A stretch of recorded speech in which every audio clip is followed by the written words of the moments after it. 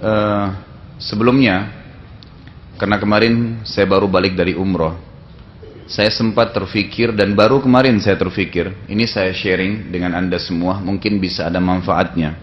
Dan tujuan saya menyampaikan ini sebenarnya untuk memotivasi siapapun yang punya kelebihan dana, jangan ragu untuk pergi umroh atau haji. Kalau memang haji masih sulit, umroh minimal. Karena tidak balance sebenarnya antara uang yang kita keluarkan dengan pahala yang kita dapatkan gitu. Selama saya kuliah di Madinah dulu, kurang lebih saya 7 tahun di kampus dan seringkali interaksi dengan Masjid Haram dan banyak fadilah tentang Masjid Haram sendiri yang saya pelajari. Saya tidak pernah terlintas seperti kemarin untuk umroh gitu. Ada salah satu bapak ikut sama saya dari Irian, tapi dia asalnya dari Makassar. Kemudian saya ngobrol-ngobrol di kamar bersama karena saya berdua. Saya bilang, Pak Haji, kalau dipikir-pikir sholat di Masjid Haram ini 100.000 pahala loh. Yang kata Nabi SAW, sholat di Masjid Haram 100.000. Kalau kita hitung 100.000 itu, kalau sholat subuh misalnya, sholat di Indonesia satu kali sama dengan 1 kali di Masjid Haram sama dengan 100.000 kali di Indonesia, itu berarti sama dengan 100.000 hari.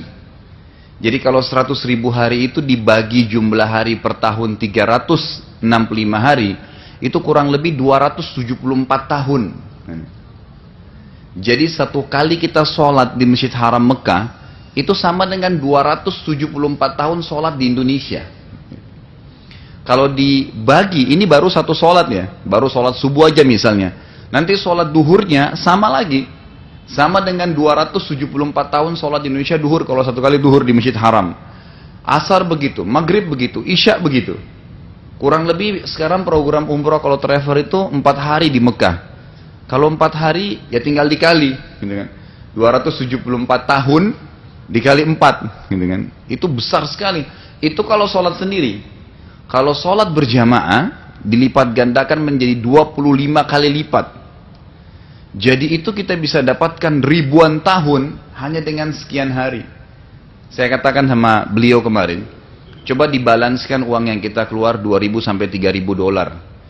Bagi dengan 100.000 hari. Kira-kira kita keluarin berapa rupiah per harinya? Tidak ada nilainya gitu. Ya, tidak ada nilai sama sekali uang yang kita keluarkan dibandingkan dengan kita ibadah di sana. Ini satu hal gitu kan. Hal yang lain lagi, umur kita terbatas dan umat-umat sebelum kita sangat banyak atau sangat panjang umur mereka. Seperti kaum Nabi Nuh, kalau umurnya sampai 1.000 tahun. Kalau salah seorang di antara mereka beribadah 700 tahun saja, gitu kan? Itu kita ketinggalan karena umur kita hanya 60 sampai 70. Kalau ada sampai 100 itu sangat tua sekali sudah bagi kita sekarang, gitu kan? Disebutkan dalam sebuah athar, ada seorang ibu di zamannya Nabi Nuh alaihissalam itu, anaknya meninggal umurnya 60 tahun. Anaknya dia meninggal 60 tahun. Lalu ibu ini nangis-nangis. Ibu ini mengatakan apa? Dalam kisah ini atau dalam athar yang sahih dikatakan, ibu ini mengatakan kesian dia masih kecil. 60 tahun ya, kesian dia masih kecil, ya kan gitu. Dia belum merasakan kehidupan gitu. Lewatlah Nabi Nuh alaihissalam, Nabi Nuh berkata kepada dia, kenapa kau merasa sedih? Iya, anak saya meninggal umur 60 tahun, kesian masih kecil. Kata Nabi Nuh, nanti akan datang umat setelah kita nanti, di akhir zaman nanti, umurnya maksimal 60 sampai 70. Kalaupun lebih paling 100 tahun. Kata ibu itu apa? Kalau saya dikaruniakan oleh Allah umur 60 tahun saja, ya tidak lebih, tidak seperti sekarang sampai ratusan atau ribuan tahun, maka saya akan gunakan 60 tahun semuanya sujud. Semuanya sujud gitu. Tapi ini contoh. Nah, bagaimana kita membalanskan ibadah kita dengan orang-orang sebelum kita kalau kita tidak maksimalin tempat-tempat seperti ini?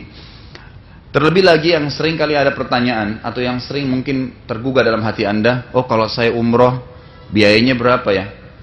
20 juta, 30 juta, kan gitu. Besar sekali. Pikiran kita seperti itu ya. Padahal sebenarnya Anda lupa ada sebuah hadis Nabi SAW yang berbunyi, sesungguhnya, ya ini jaminan. Hadis sahih riwayat Al-Hakim, sesungguhnya haji dan umroh itu akan menghilangkan kefakiran dari seseorang seperti api menghilangkan karat dari besi.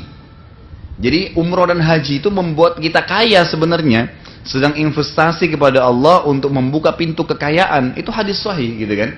Jadi banyak orang tidak sadar itu, makanya tidak ada orang yang pulang umroh haji itu jadi miskin. Kalau kita istilahkan Indonesia, ibu haji dan pak haji biasanya paling tidak hidupnya cukup gitu kan. Ini itu karena memang ada pengaruh daripada umroh dan haji tadi. Ini sedikit saya sharekan apa yang kemarin saya dapatkan, mudah-mudahan bisa menjadi manfaat buat kita semua.